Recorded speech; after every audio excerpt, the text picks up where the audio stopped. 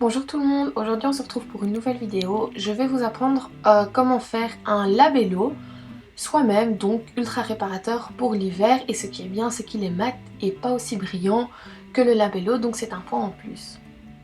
Pour réaliser cette recette, vous allez avoir besoin d'huile de coco qui est naturellement hydratante.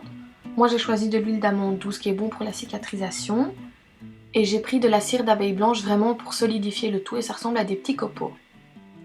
J'ai également pris de l'huile essentielle de tea tree qui est un antibactérien. Ici vous voyez également du Coscar qui est un conservateur et que j'ai décidé de ne pas utiliser vu qu'apparemment il n'est pas nécessaire. Et pour finir, vous allez avoir besoin d'un tube à lèvres vide. Vous allez avoir besoin de faire cette recette au bain-marie, donc ici je prépare tout simplement ma casserole.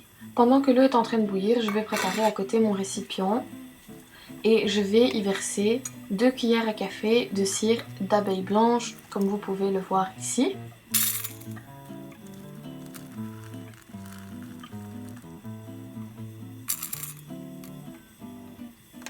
Une fois que mon eau est en train de bouillir, je vais y déposer mon récipient avec la cire d'abeille et je vais tout simplement attendre que ça fonde.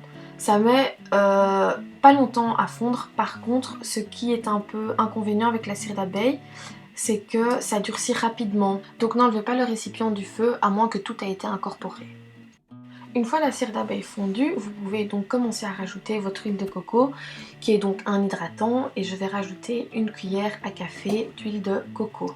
Et avant de rajouter le prochain ingrédient, donc vous allez bien attendre que tout soit fondu ensemble et vous mélangez et vous touillez si nécessaire.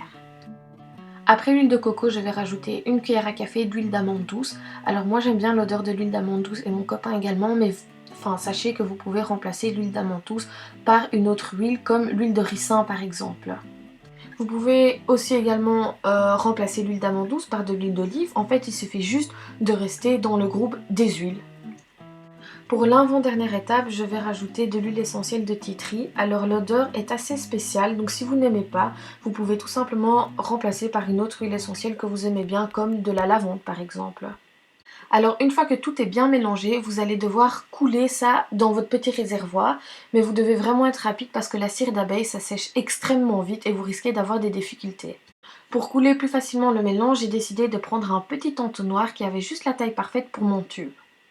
Et puis c'est fait, vous n'avez plus qu'à couler votre mélange à l'aide de l'entonnoir dans votre petit tube.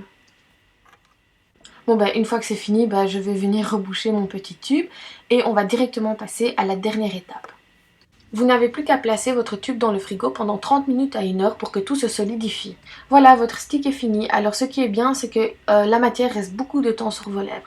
Merci d'avoir regardé ma vidéo et dites-moi dans les commentaires si ça a fonctionné pour vous.